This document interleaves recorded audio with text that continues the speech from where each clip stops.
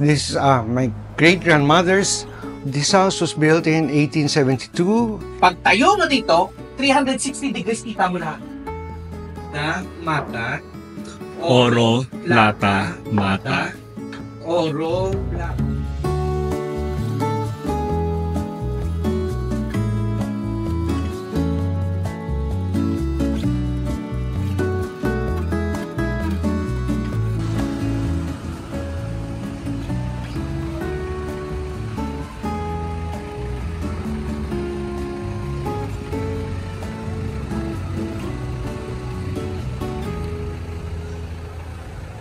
San Nicolas de Tolentino Parish.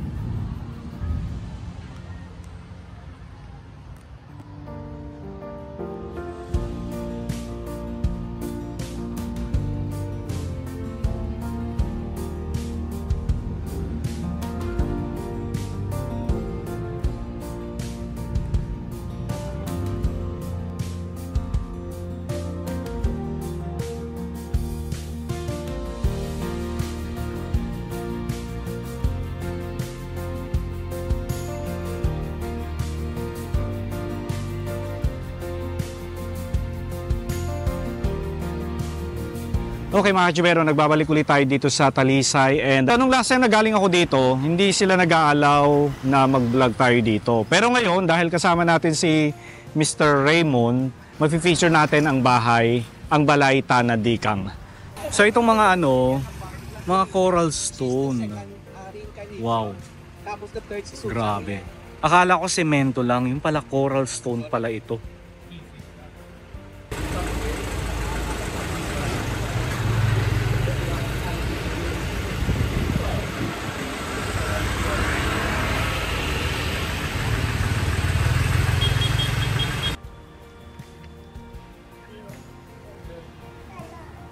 Okay, welcome to Balay ni Tanad Dikang. Kasama pa rin natin si Mr. Raymond Alun. Hi, Sir Raymond. Anyway, welcome to the Balay ni Tanad Dikang. This is my great-grandmother's home. This is her. This is Lola Dikang. This house was built in 1872 and expanded from 1888 onwards. The same contractor that did the Aniceto Lacson house came here after he finished his job and did the renovations. Yeah, I will show you. This is the silong part. Syempre, our karosa is under restoration. Oo nga no. Yeah, Karosa but, oh. yeah, just go all the way to Pampanga, all the metal stuff. I'll bring it to the wow. gallery. Please So, sign our gallery guest tayo. book. Oh. Sige sir, magsasign kami dyan, ma'am. Yeah. So ito This yung is gallery. the Capitana Gallery. Yeah, we have a current art exhibit of my artist, our artist in resident. She is a winner of the Ateneo Art Gallery's Fernando Zobel Visual Art Prize. Yeah, she stays here with us for 2 months. This is the picture that she did out of Oh, ang galing. by hand. Ang galing Yeah. naman ito. Recycled materials Galing, mga tapos ayun, ukay, no, from the yung- ukay-ukay, Yung ganyan. original. Tapos ito yung kinapi. Yeah, tapestry galing. ang tawag niya dyan, yeah. She's, 2 months in the making. Wow. Yeah. Usually the artists in residence, they come here and they create something related to Negros. To Negros, yeah. Yeah, any topic, yeah. Not all the family members are present, but based on the picture na lang siya. Oo nga po, yes. These are all my grandfather and grandmother, my grandmother, our great-grandmother, and several of her. She had 16 children. 16 children. The house is named after her because Balay ni Tanad Dikang, Kapitana. The husband was Kapitan Inyong, but we have not much information about him, so it's mostly about her. Opo, opo. So itong nakikita namin dito, sir, lahat ito are original, even the pachuca. Ground floor, the original, yeah. The ground floor, the structure is all original. Even the paint that you see on the walls, several layers of of paint have been, we scraped them all off. Scraped, Yeah, okay. and this is the original color. One side is blue-green, the other side is blue. So, you know, when the sun hits it at different times of the day, the colors come out. Well, you won't see it now, but pag sunrise or sunset, pumapasok yung light. Pumapasok yung Yeah. liwanag, Oo, yung yeah. araw. Yeah. Pumapasok yung sinag ng araw. Mm-mm. So dito may entrance fee by the way. Adult is 150, student kid 35 pesos. So open sila Monday to Sunday, 10 a.m. to 5 p.m. And so kasama natin si Mr. Raymond Alunan. Hello sir. Hi, good afternoon po. Welcome to the Balay ni Tanadikan.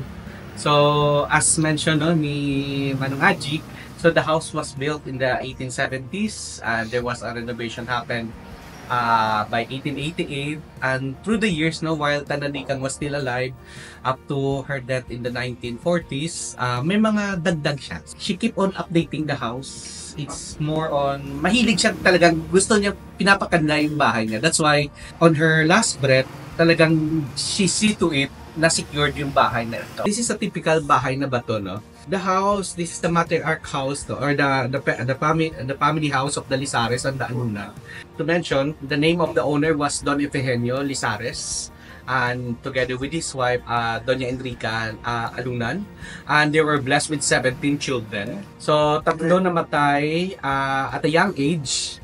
So, ang naiwan is 14, and she adopted another pamangkin, si Tanadikang, and that is si Rafael Alunan Sr. So that is where Rafael Alunan III comes from, no? Sa former DILG secretary.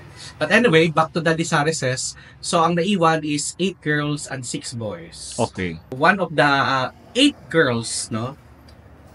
Siya yung naging administratics ng bahay, and she stayed here, and her name was Maria. And the boys naman po, after they got married, they built their own mansions. Actually, one of the signature part of their house is they have the towers or the mirador.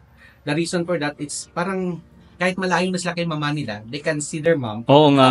the house. Oo. So, to name those mansion, the 3 is, one is in Bacolod, that is the house of Antonio Lizares, built after the war. Yung mga pre-war, like here, no? Few meters away from the house is the house of Simplicio Lizares, built by Juan Napil. And the one in Iloilo was owned by Emiliano Lizares naman. And right now, that's known as the Angelicums. Angelicum, yeah. That is San Pedro. Ang gumawa naman po ng bahay doon sa Iloilo. So, we have here Corimol. Did you know that after the death of Tanadikang, she needs to manage the entire estate, the entire family, and also the house. So remember, she has 14 children together with adopted son. So 15. So usually on the weekdays, she tried to visit her farms. It's not only one, but there's a lot, no? That's why they call it the haciendas with the S. So this is what they call the Orimol, because the Orimol, every time she goes to her farm, she will be carried by 4 na lalaki. Talaga? Yan, para makita niya, because kung nakatayo lang siya, Oo. especially pag ang nag-yield yung sugarcane into 6 feet, hindi mo siya makita. Oo nga, hindi Yung na. pinakagitna. So, the best thing to do is, you need to ride on that Orimol, tapos with her parasol, para maikot niya yung buong farm niya. So, she has more, siguro almost a dozen of haciendas in different parts of Talisay City. And siguro outside of Talisay, meron pa mga haciendas pa siya. Way back nung kasagsagan pa ni Tanadikang.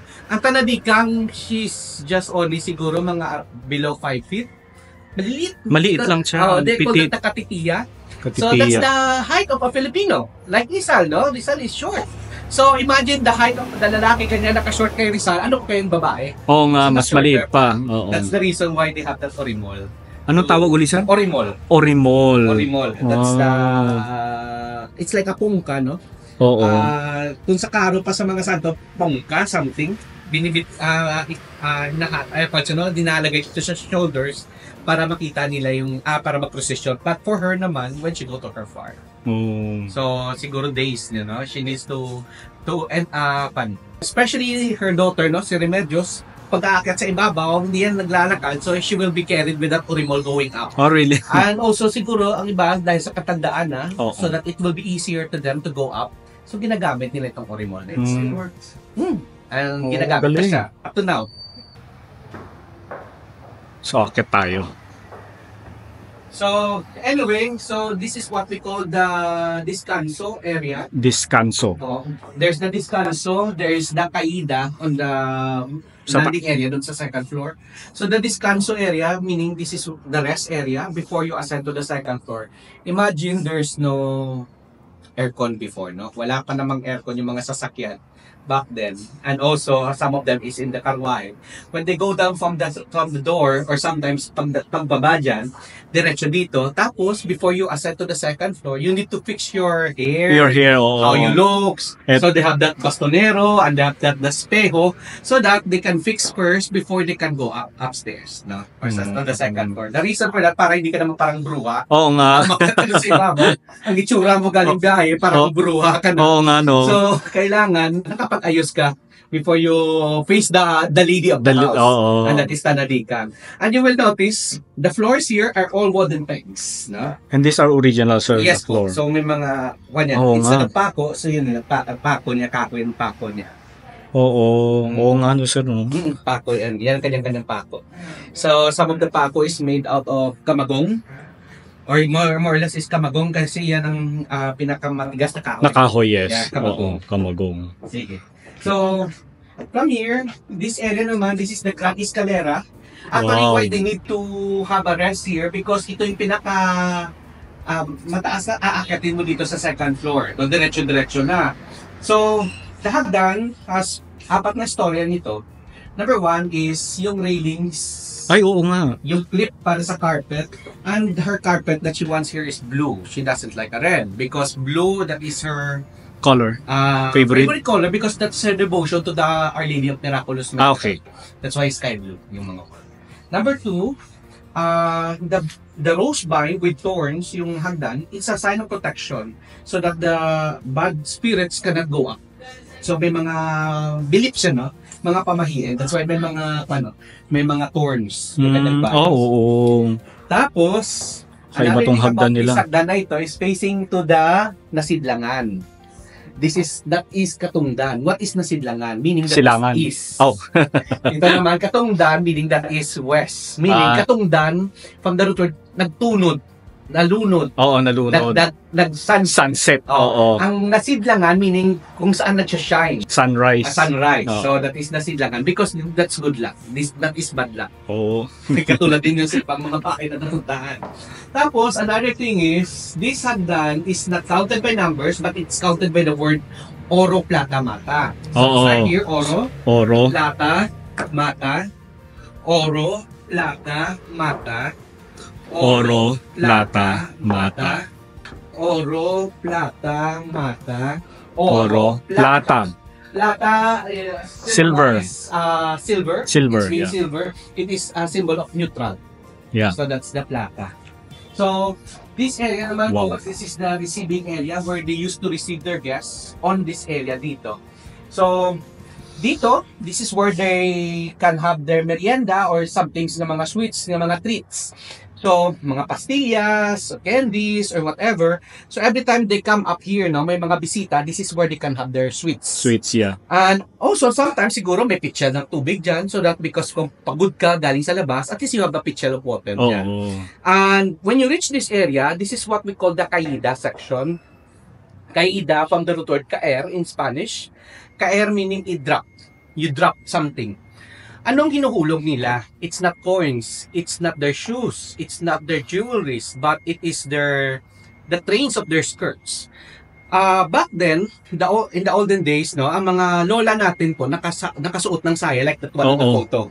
So andyan si Tanadikan, no? Sa Oo. So may buntot yung kola na yan. Oo. When you go out on the streets, Sa sayad.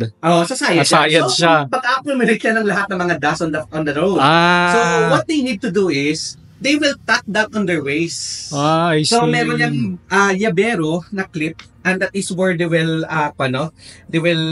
put that on their waistline.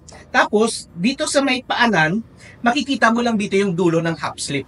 Yung pinaka-laces ng half slip. Pagkatapos niyan, by the time that they reach this area, that's the time that they will drop the call of their saya, and it is a big help to the workers in the house, no? Because they will sweep away all of the dust on the floor. Ayun. So dito yan sa Kahida section. So anyway, nakakatuwa. so when you reach this area naman po, this is where they will serve the tablea. This is where they will serve also the chocolate, because ito na yung conversation area na nila. So usually pag may bisita dito, especially kung suitor, ang daughter will sit there, ang kanyang bisita will sit here. It's either lalaki or babae. Usually lalaki. Lalaki, okay. Kasi Ibig sabihin, manliligaw ito. manliligaw itong Oo. lalaki sa babaeng anak ni Oo. Tanadikan, because safe si Tanadikan sa kanyang mga anak na lalaki. Ang reason yan is because you boys will carry the name of the family. Siyempre. Pero kayong mga babae, once you got married, you will lose your family name. That's why she needs to filter kung sino talaga mag-asawa mo. So, and she see to it na hindi cousin. Hindi literal na first cousin and second cousin like in the other towns here in Negros, Oo. no? Na they will intermarriage their cousins. Sometimes they will marry. I know there is an aunt that she married her nephew May ganun. because of the sugar, the money of the sugar industry. Oo. So, para hindi lumabas sa kulambo, Oo, ang mga yes. properties and everything, literally that's the kulambo, you need to marry your cousins. At marami yan dito sa Negros. But si Tanadikang naman, instead of doing that tradition in some towns here in Negros, she see to it that hindi close cousin sa kanyang mga anak o sa kanyang pamilya. It's more on para mag-scattered ng pamilya from other places. Like, that's the reason why she one of the daughters of Tanadikang married to a Pandillo, na literally Pandillo is not from Negros, it's from Pampanga. Pampanga ng layo. Pampanga na nagpan dito. Oo. So, para mas scattered niya. Hindi parang it's sort of, let's say, example of Queen Victoria. She wants to have her mas scattered, parang United Kingdom, but literally the local version is si Tanadikang. Ang ginawa niya, kung sino yung mga old families from other provinces, yun ang pinapaasawa niya. Oo. Even her youngest daughter of Tanadikan, Remedios, she see to it na ang maging asawa ni Remedios is not from here. That's why Remedios married to a very political person from Person, here. oo. And that is Leon Ginto. Leon Ginto. married, or the second married of Leon Ginto, he married to the daughter of Tanadikan, and that is Remedios. That's why Remedios, Leon Ginto. Lizares Ginto. So may mga anak din siya na married sa Lopez. So hindi related, hindi siya very close related to the family. Oo. So para para dumami yung the accumulation of the family itself. So it's a way of Tanadikang na makita na hindi lang within the circle. Oo. Para lumabas din sa circle yung mga family din. Okay. So, anyway, this is where they will serve the chocolate, the tablea, and literally, as the tradition na sinasabi na ang tablea, ang tiniserve na chocolate is the A and the E. So, if they doesn't like you, after you sip the chocolate, at pag malabnaw yan, o so parang sasabihin mo, ay, wag ka na magsalita pa, baba ka na. Because alam mong malabnaw yung chocolate, meaning they doesn't like you. Oo. But once you taste the chocolate na matapang, and that is the espresso, And they like you. They like you. So you stay. You stay. Pero another thing pa dito, kung titingnan yung logic ng upuan dito, si daughter dyan, kasi those are the rooms of the girls dito sa side. Oo. Tapos yung bisita dito. Dito sa kabilang side. Side. Pero kung titingnan nyo, meron siya parang corner dito na part. Because ang reason nito, pag nakaupo dito si suitor, Oo. andyan si Tanadikang, or sometimes while waiting for Tanadikang, so yung mga helpers, bibigyan ka ng merienda, you cannot see kung sino dun sa may likod. Oo. May nakikinig. Over there. Oo nga. So, pag ayaw niya sa bisita, dyan lang siya. Oo. Magtatago lang siya. Pero, itong bisita rin, hindi rin ma-notice na andyan lang si Tanadikang sa likod. Kasi kung dyan ka nakaupo, makikita mo yung kwarto ni Tanadikang. Actually, it's not na nagmamasid dyan siya. May helper siya na pumupunta dito. I see. At Okay. saka report din, Senyora, andyan po yung si Pedro. Oo. Sasabihin ni Tanadikang, Diyos mio, Santissima, bakit andito yung lalaki na yan? You will notice the house, may mga mata. Actually here, that's another cut eye to siya. May certain angle or certain distance, ito siya, na parang mata. Even on the chair, may mga mata. Nga. Yan, may mga eyeball yung mga chairs. So, everything here nakikita ni Tanadika. So lahat po itong mga kagamitan dito, sir, gamit talaga ng bahay. Yes, sir. Actually, yun ang original. The black one is over there. But here po, is replica ng mga gamit na yan na pinagawa ng kanyang anak na babae. Exactly copied from the original furniture. Okay. Itong brown. Oo. That's why kung makikita nyo dun sa loob, black siya, pero Yun. dito naman brown. Yun yung mga original talaga, Original sir. yan. So, we're lucky enough that this house during the World War II, like in one of the houses in Bacolod, no, na nasave sa during the World War II. If not, everything here is already gone. Oo. But up to now, andito pa, kumpleto pa, except for this. Ano yan, sir? Si Tanadikang is also patriotic din siya, no? She's a babae, but she's also ito that revolution of Negros against the Spaniards. Oo. So meron diyang nakikita na the portrait, the story of the execution of Rizal. Oh. So it used to be on that wall. Oo. Ang nangyari, nung nataranta na sila nung nag-World War II, because a night before they left the house, they need to vacate the house because they were informed your house will be burned by the Japanese or sort of by the guerrillas. By the guerrillas para hindi gamitin ng Hapon. So they need to leave the house. So that painting, sa katarantahan nila, rinolyo nila, hinulog sa balon. Oh my. Ang dinala lang nila yung mga alahas, yung mga important, even the cubiertos, the panillas, the pupitas, everything was kept on the baol at hinulog sa balon. So what happened then? Okay. Wala na. Actually, after the World War II, because naka-inventory nakuha lahat sa balon. Buti hindi basa. Yung mga kubiertos, hindi naman maano. Okay. Kasi silver coated. Pero like this painting, painting, wala na. wala na. Lusaw na. Nubok siya. Oo. Naraten dun siya sa... Kumbaga lusaw na siya. Nalusaw siya. So, hindi natin makita. Ang original na location niya dyan, sa wall na yan. Oo. Kung saan yung portrait ni Tanadikang doon. Dito siya sa taas Yan ng siya. hagdan. Yan. Actually po, prior... Ay, oo nga, no? Yan Yes. siya. Prior sa wall na yan, that used to be an open space, that is the orchestra pit.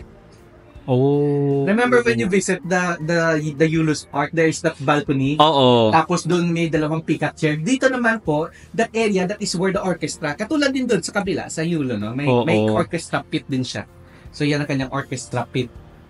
So anyway, so we'll proceed here. At napansin ko yung mga ano na sir, mga Sa ibabaw yung Oo. mga kalyado. Yeah, mga kalyado. mga kalyado. Mamaya na yan. Mamaya na raw. So, this is the dining. This is the comedor of Comedor. the House of Tanadikang. So this is where usually the formal dining, the lunch and the dinner is held here on the main table. Yeah. Ang breakfast at saka merienda cena is on the informal dining naman. Doon, Sa may kabila. okay. So this is a very important dining room because dito rin when President Quezon was here in 1938, nung bumisita siya kay Tanadikang, dito hinost si Tanadikang ang kanyang afternoon merienda sa bahay, sa komedor na ito. Wow. Later I will show you the photo kung saan nakapwesto si Tanadikang sa si Quezon nung dumating dito siya sa komedor na ito. Sige po.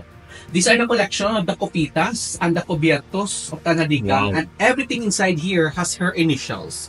She placed an initial with the EA. So that represents her name and her family name, Enrica Alunan. This is Camagong. Platera, yes. Platera, Camagong. Oo. Everything here was kept during the World War II. Imagine, Oo, Siguro, grabe. ang kwento namin dito, na-stress yung matanda, si Tanadikang, kasi kailangan ibakit yung bahay. So, that evening, na kailangan niya magligpit, siguro napagod siya. Actually, the cause of her death is, she died in Bacolod after she left the house. Might be because napagod din yung matanda, no? Nung nagka-World War II sa Pilipinas. Actually, she was in a safe place in Bacolod, in a clinic, nung dinala siya doon because her son was the governor back then of Negros Occidental nung pinasok na sila ng Hapon. Oo. And her son was Antonio Lizares, who is the governor during the World War II. Oo. So here, this is the master's bedroom. This is master's bedroom. Yes, sir. This is the master's bedroom, Tanadika.